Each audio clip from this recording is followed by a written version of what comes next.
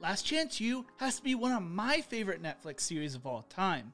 From East Mississippi to Independence College to Laney, every season has knocked it out of the park and has given great players for us to follow.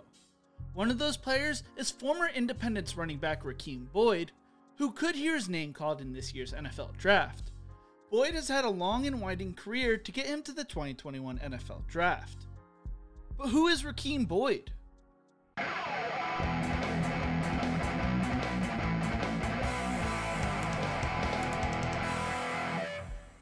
In the Who Is series, we go through the backstories of up-and-coming collegiate and pro athletes. If you enjoy this video, make sure to leave a like, share, and subscribe to the channel. If there's a player you want to see in future episodes, make sure to comment it down in the comment section below. Rakeem Boyd was born in New Orleans, Louisiana, growing up in the area until 2005. In August of 2005, a 7-year-old Rakeem Boyd boarded a bus in New Orleans with his mother, his older brother Robbie, and his younger brother Rashad. They didn't know where the bus was going, and they didn't care. They had just been stranded on a causeway for 2 weeks after Hurricane Katrina ripped through New Orleans and the rest of the Gulf. They didn't know what they were going to do when they got off the bus, but they were happy to be safe. Boyd told NOLA.com, "We were struggling, we didn't have much. Coming to Houston, it was starting back over again. Starting life over again. No money, no car. My mom had to really get it as a single parent. It was tough. I think that's what made me who I am today." When they first got to Houston, Boyd's mother woke him up and his brothers up each morning to take long walks around the motel, to get acclimated to the new city, and to keep a positive attitude with them after recently leaving everything they knew. Rakeem was broad-shouldered and athletic from a young age, and showed potential of being a great athlete one day. Rakeem Boyd would attend Stratford High School in Houston. As a freshman, Boyd would be brought up to varsity to occasionally play. The varsity team would make it to the state semifinals that year as well. As a sophomore, Boyd would rush for 1,600 yards and 19 touchdowns and help Stratford make it to the quarterfinals of the playoffs. He would also be named Honorable Mention All-State. Boyd finished his high school career rushing for 6,436 yards and 80 touchdowns, being named First Team All-State as a junior, along with District MVP and First Team All-Greater Houston area as a senior. He also helped his high school team make it to the quarterfinals of the playoffs as a junior. According to 24/7 Sports Composite, Rakeem Boyd was a 3-star recruit who was the 24th best running back, 72nd best player in Texas, and 447th best player in his class. He received over 23 different Division I offers from the likes of Arizona State, Arkansas, Michigan, Missouri, Nebraska, and Texas A&M. That was not the case early in his high school career though. At the beginning, there were only a few schools interested in Boyd. Rakeem and his mother were new to the recruiting process and had no one to guide them, so they had to really rely on their instincts. One weekend, Boyd decided to visit a small school in Texas where he would sit down with the head coach in his office to talk about the future. Said coach told Boyd, "You will never make it if you don't come here." This angered Boyd's mother, and after the coach's comments, she turned to Rakeem and said, "I don't want nobody telling you what you can't do, so I'm going to get up and walk out. You make your own decision, but I'm going to go."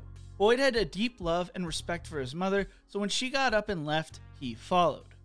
Boyd would end up committing to Texas A&M to start his collegiate career. Boyd struggled at Texas A&M with his grades and was forced to transfer after his freshman year due to not meeting the academic requirements at A&M. After hearing the news, Boyd immediately went to train for 2 hours. He told NOLA.com, "I was crying thinking about how I can't go to this school anymore and can't do this. That was going through my head. Working on my footwork drills the whole time, I'm crying the whole time. I'm sweating. I couldn't even get tired."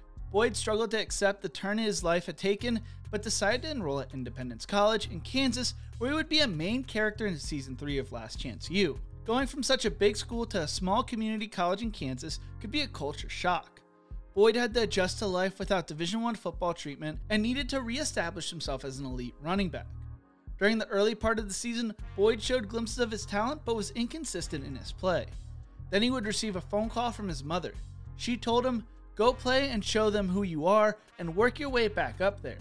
It's like starting all over again, so go do what you do." This phone call was exactly what Boyd needed, as he would go on to take over the starting spot and hold it for the remainder of the season. He finished his lone year at Indy rushing for 1,211 yards and 14 touchdowns in 10 games. On the documentary side, Boyd quickly became a fan favorite, including one of my favorite players throughout the whole series. He was introduced to fans on a 98-yard touchdown run and came across as extremely talented and incredibly sincere throughout the series. He was exactly a player you wanted to root for. Boyd would receive offers from Arkansas, Arizona State, and Colorado. Arkansas's running back coach Jeff Traylor saw potential in Boyd and wanted to recruit him to be a Razorback, telling The Athletic, "He's an easy kid to like. A kid you're rooting for. He reminds me a lot of kids who, as soon as you see them, you're rooting for them." That's how it was to me. When National Signing Day came around, Rakeem Boyd broke down in tears of joy as he signed with the Arkansas Razorbacks, making it back to the Division I level. When Boyd got to Arkansas, he attacked practice knowing this was truly going to be his last chance. As a sophomore, he played in all 12 of Arkansas's games, starting the last 8 games. He finished the season leading the team in rushing with 734 yards and 2 touchdowns while dealing with shoulder injuries. As a junior, he worked even harder. He focused on going to class and watching extra film while doing anything he could to help him be a better player. He hit the weight room harder, gaining 20 pounds. He also was the hardest worker in practice among the running backs, with effort being measured by Catapult Sports Technology. He finished the season with 1,133 rushing yards and 8 touchdowns on 184 carries in a tough season for Arkansas, who lost multiple games by 7 points or less.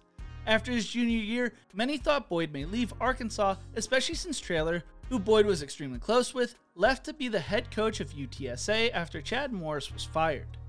Then Boyd surprised everyone by announcing he would be returning for one more season at Arkansas, with the hiring of Sam Pittman being the reason. Boyd's mother decided to do a lot of research on Pittman when he was first hired and told Boyd, "He's going to be tough on you. You need that toughness to get you to the next level. You need someone to elevate you and your maturity to get you to the next level, and I feel like he's the one to get you there." Boyd's senior season did not go the way he wanted, as he finished the season with only 309 rushing yards and 3 touchdowns on 82 carries, averaging 3.8 yards per carry, and decided to opt out for Arkansas's last 2 games. He had played most of the season with injuries, including a bone bruise he suffered in week 2. Then his roommate tested positive for COVID, so Boyd decided it was best for him to focus on preparing for the pros. Boyd ran a 4.56 40 as a power back, measured to be 6 feet and 213 pounds. He's projected to go sometime between rounds 3 and 5, and is the 12th ranked running back in the class, according to Walter Football. I'm excited to see what Rakeem Boyd can do at the next level, and I will be rooting for him personally. Thank you so much for watching. If you enjoyed this video, check out my other videos in the Who Is series. Don't forget to leave a like, share, and subscribe to the channel. And as always, remember to embrace the grind.